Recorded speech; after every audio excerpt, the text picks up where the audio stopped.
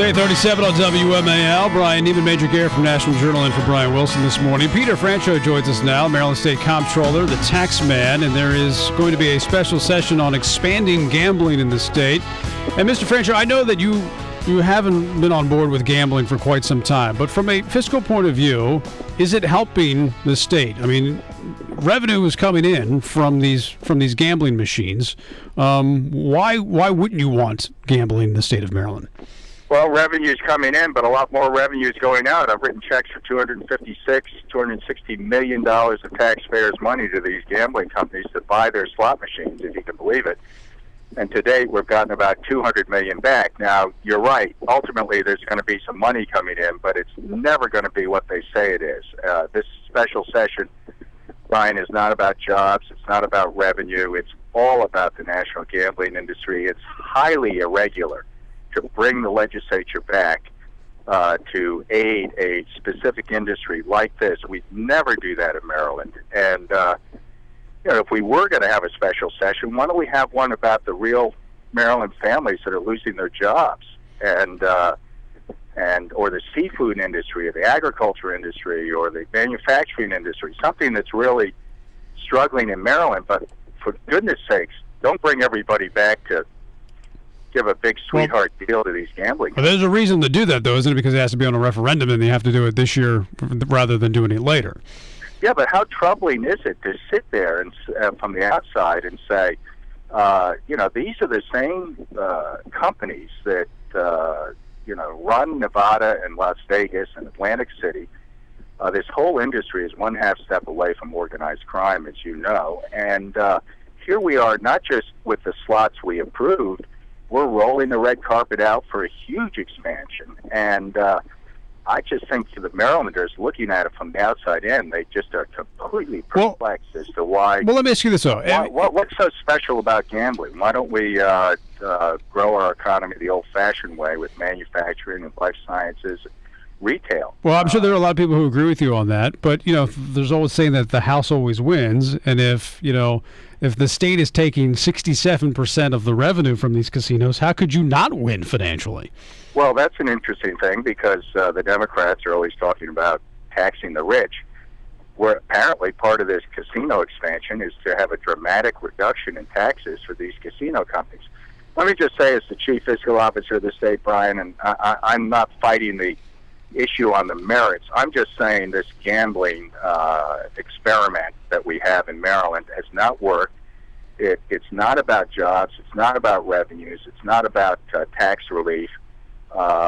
It's all about these for-profit gambling companies coming out of Las Vegas, and I can't really do anything about it. I'm not the governor. I'm not the Senate president.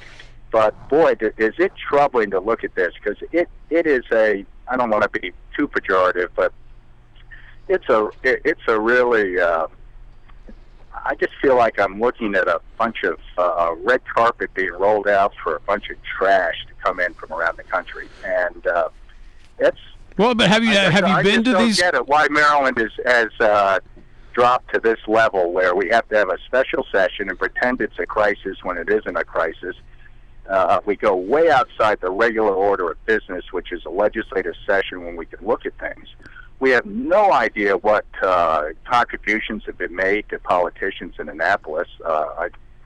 Well, that's a good point. I've been to some of these casinos. They're pretty nice. I wouldn't necessarily call them trash. There's a lot of development around these. The whole idea of building it at National Harbor is to create a destination for people to travel to for conventions. A bigger anchor there. A bigger anchor for well, that sounds good, Brian, but welcome to Atlantic City and Las Vegas. And God bless people that like to go to those places for entertainment, but I would just as soon keep that out of Maryland. And I think most Marylanders are pretty stunned that with almost breathless enthusiasm, the leadership of Maryland is calling this special session. All right, let me ask you.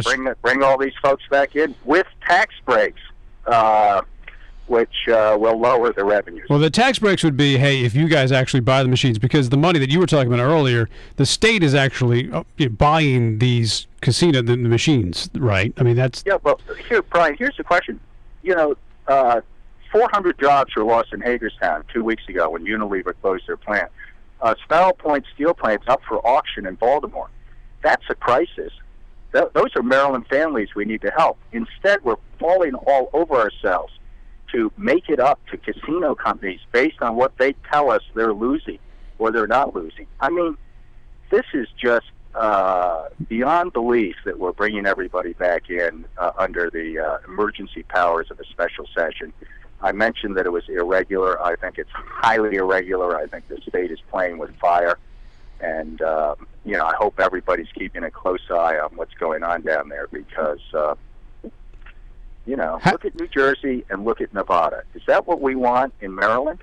All right, good. And your assumption is with the special session, it's a done deal, that they're going to be convened and it's going to go through.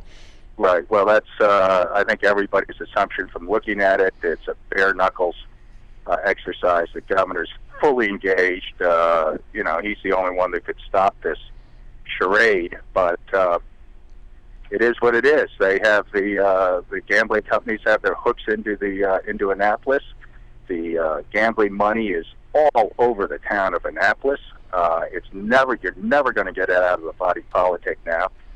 Until the U.S. attorney gets involved. So anyway, it's a bad move for Maryland. I'm sorry if I sound a little upset, but I get irritated when I see this brought forward like this and given special treatment. I will still put your name with a check mark next to a critic and not wanting casinos in Maryland. I think that's pretty clear. Peter, thanks for your time. And, I appreciate it.